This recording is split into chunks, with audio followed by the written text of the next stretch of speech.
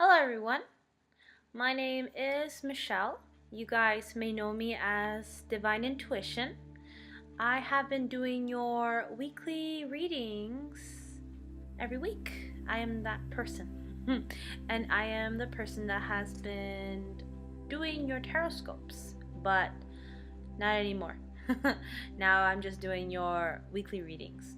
So I've been doing readings for you guys for a year now. I think ever since January 15. Yeah. So it's been basically a whole year now. And I've never shown you guys me. So I thought I should at least show you guys so that we can have a much more deeper connection between you and I. Okay, so we can exchange energies and get to know who I am and why I'm doing this and why I have my channel and many things. So I'm just going to start off with kind of giving you a history about me and my relationship with tarot cards. And I've always had a fascination with tarot cards ever since I was young. I actually started to get close to tarot cards since I was 11. So there are two things that made me really connected to tarot cards. Number one, it was a crystal that started this fascination for cards, for the tarot cards. And the second was a soap opera, believe it or not. I'm Spanish, by the way, so that's why soap operas. And at that time, I was living in Chile, so in South America. And so I was really into soap operas and at that time, and I just would watch their stories and practice my Spanish that way too. And yeah, but the crystal started first. So my dad worked near a mine, somewhere where they were, mining crystals, and it was a lapis lazuli. I can't say it in English, but in Spanish it's lapis lazuli crystal. And this crystal is very, very beautiful. It's like blue, and it has like these gold little like lines on it. It looks like a little river, but a gold river. And it was really beautiful, and I always admire that crystal because it was just so beautiful. And I thought it was real gold. I think it's gold. I don't know. I still don't know till this day. But anyway, so my dad one day brought this huge crystal, a lapis lazuli crystal, and I loved it so much, and I would just put it beside my bed, near my bed, and it stayed there for like 2 to 3 years. The time I was staying there, 2 years basically. I think I stayed there, and this crystal really woke something inside of me, like triggered something. I don't know what it was, but it triggered something inside of me. It got me more into spirituality, I feel, because I've always had some sort of wisdom when I was young, even before I was 11, but the knowledge of chakras and spirituality in general was never something I was really into, at that age, below 11. But ever since I received that crystal from my dad, I was really into the mystical things, or I don't know. I think I was really into mystical things when I was very young, but to be conscious of it, I wasn't conscious of it. It was more subconsciously there, but I wasn't consciously, physically aware of it. So that's why I never took it further. But ever since I got that crystal, I suddenly was really kind of into the magical and the mystical, and I was aware of it, physically. Aware of it as, Michelle was aware of it. This body that I'm in was aware of it now, of what I was really intrigued, what I was really passionate. So that was one thing that ignited my interest in, metaphysical things or spirituality in general. And the second thing, what I mentioned before, was a soap opera, a Spanish soap opera, and it was about gypsies. And it was about how all these gypsies got together. It was about their culture. I think there's a lot of gypsies in Chile, so that's why they like to, explain those kind of stories and create, dramas out of it. And these gypsies would carry with them tarot cards everywhere they went, or predict futures, or read people's hands. And so that really interested me. I was drawn to that right away. I was really drawn to the magic of a gypsy, the magical ability that they possess, the tool they possess, which was the tarot. And not only that, I just liked their culture in general. I just liked who they were. I think I felt like a connection with this gypsy culture, and so I felt that perhaps, this culture was something part of me too. And I still feel that maybe in a past life I was a gypsy, because their culture just really woke me up and just really made me feel, oh, this is what I want to do. This is, you know, psychic things. If you can understand that. I don't know how to explain it, but it's just a different culture. It's more of a, it's just, I knew that I was interested in dealing with mediumship. I think, medium, divination. Okay, I can't even pronounce it. Probably my Spanish accent. Those kind of things. And I really wanted to get involved in it. And so I did. And I told my dad, Dad, can you get me tarot cards? I want tarot cards. I really need tarot cards. Not only that, I felt like I really wanted them because it was the only magical thing that was in this earth that I can use, because everything around me seemed so plain. Everything around me was telling me that magic didn't exist. And so it felt very sad, because all these magical things, you're 11, you have full of imagination at that age. And I had a lot of imagination at that age. And so I was really into, supernatural things, magical things, spiritual things. And everything felt like it didn't exist. And everything felt like it was just all in my head. But then I discovered, the culture of the gypsies. And then I discovered tarot cards. And I'm like, wow, these things exist. These things are magical, they're real. And so if I will start using them, I will possess something magical.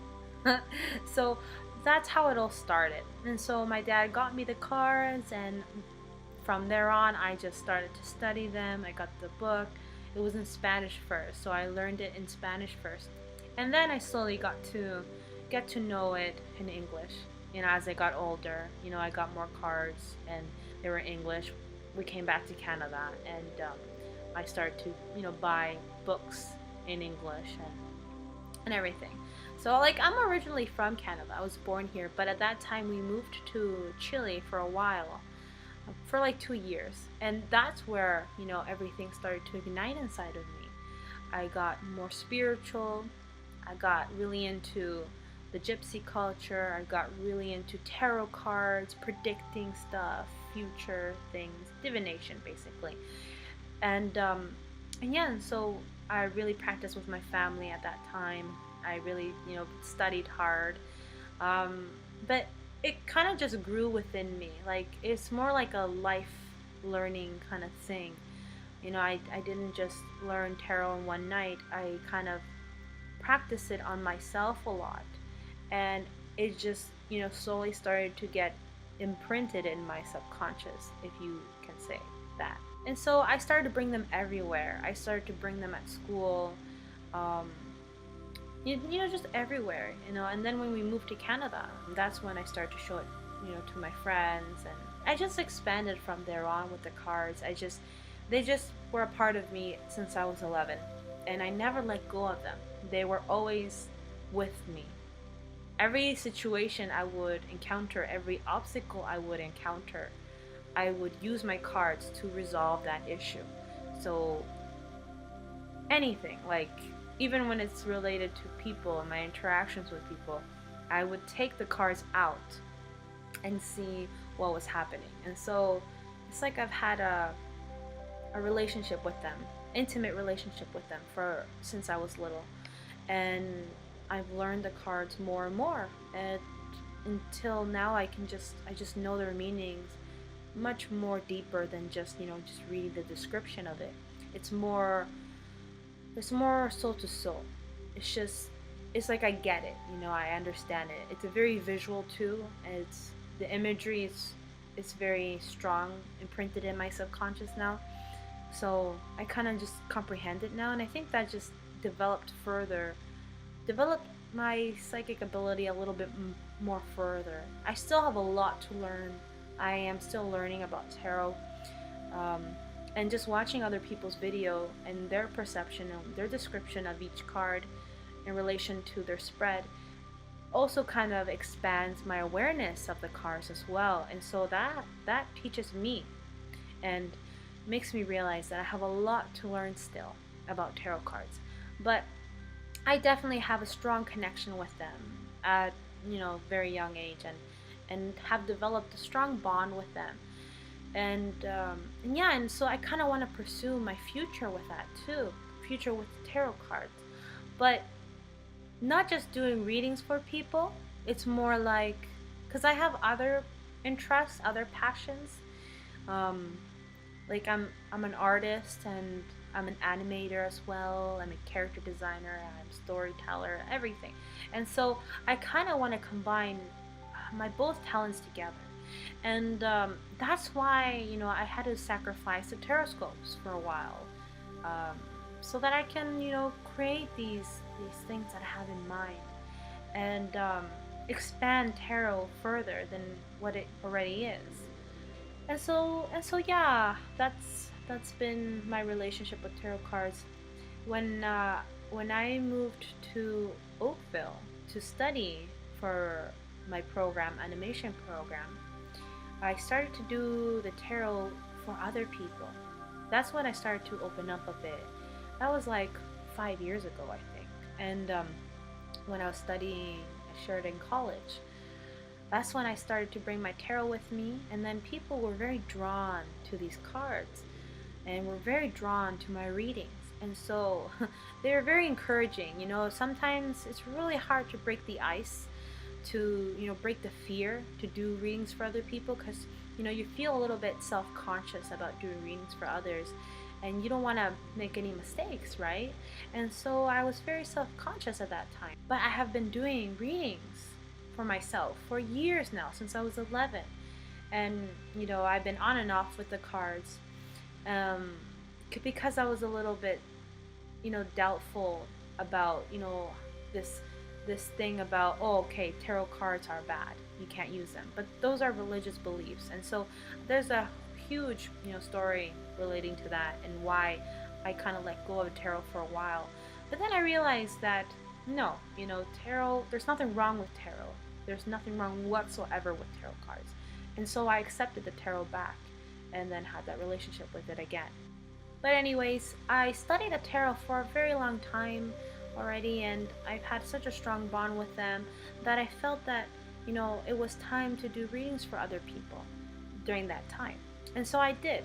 I finally opened up and did readings for others. People encouraged me to do those readings too. They were very, very nice to me, and they were really understanding. And having a group of people that can really understand you, and allow you to even make mistakes, is very encouraging. And that helped me to open up, helped me to be able to be confident in myself to do readings for others. And that's what I did.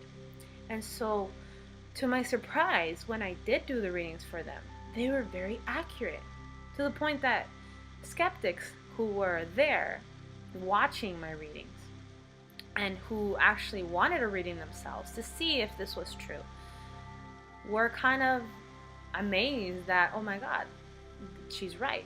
And so I studied the tarot for a very long time, and I felt that it was time for me to do readings for others. Not only that, the people around me made me feel very confident in myself to be able to just give them simple readings. And so I did that during my times in college, and they were very supportive. And so I trusted them, and I trusted myself, and that's how I opened up. And when I opened up, I realized that that it wasn't that hard to do readings for other people. It just flowed naturally for me. You know, it's like something inside of me opened up.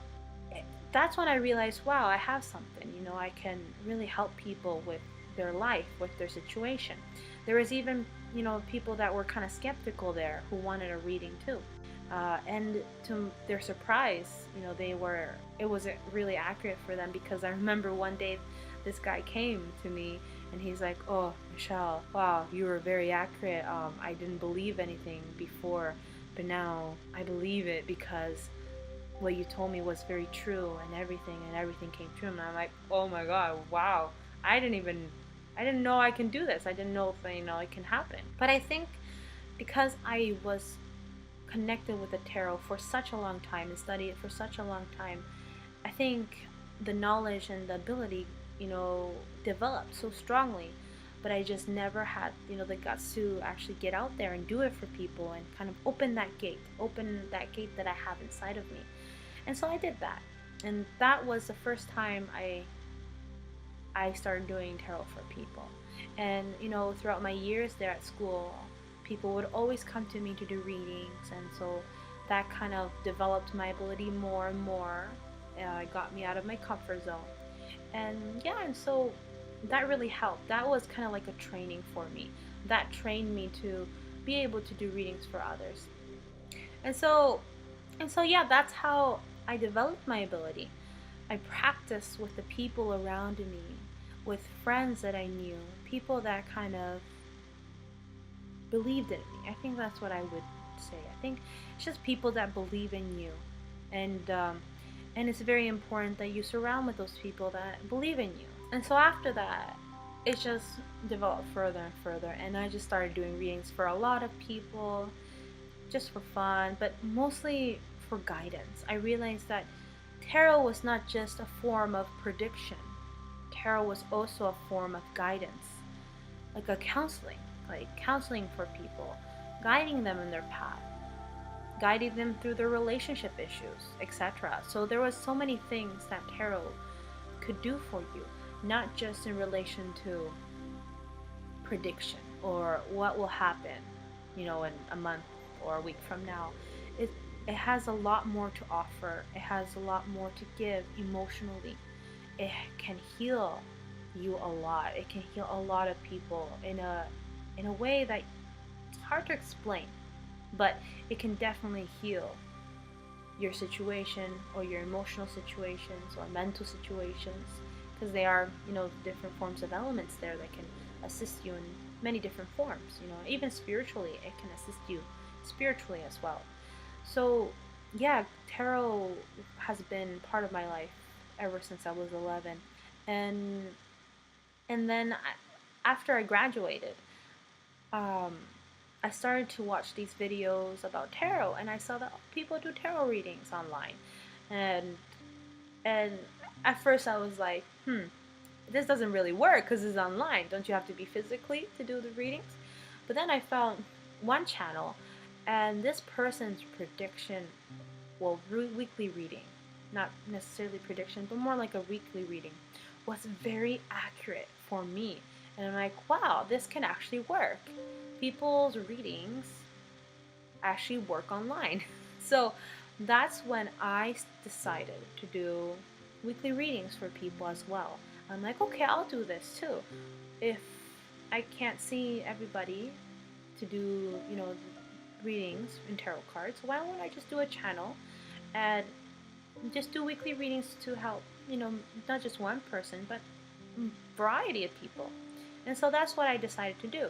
I decided to create a channel so that I can assist people and guide them through general readings.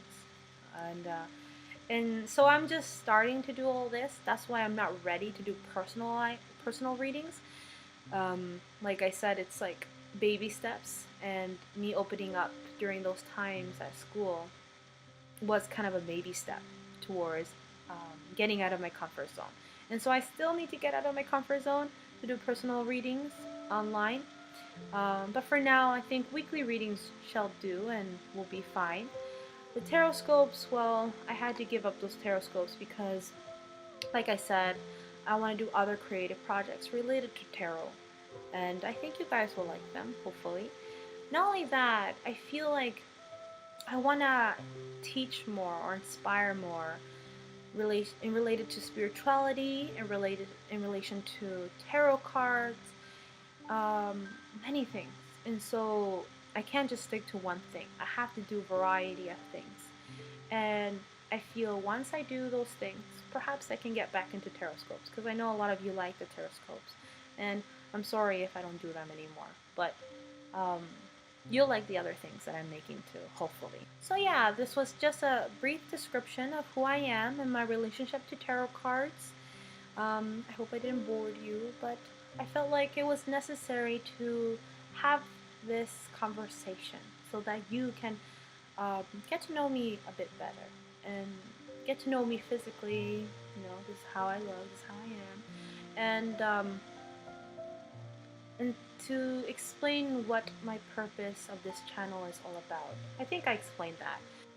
So the purpose of my channel is to reach a wide audience and not just, do readings for one or two individuals, but to reach a lot of people so that I can help much more people. And not only that, but let people know about tarot. And that's what I'm gonna work on right now with the next projects that I have in mind, is to allow people to get more familiar with tarot cards, to be much more connected with them, and to not fear tarot.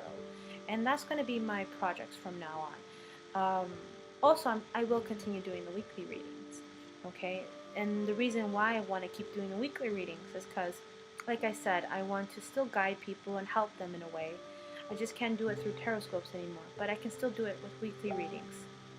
And yeah, so I hope I can still help you guys in that way, and I can still provide some sort of guidance for you guys with my readings, and at the same time, make you much more connected with tarot.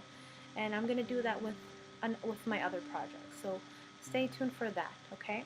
Well, I hope you guys enjoyed this video and got to know me a bit more.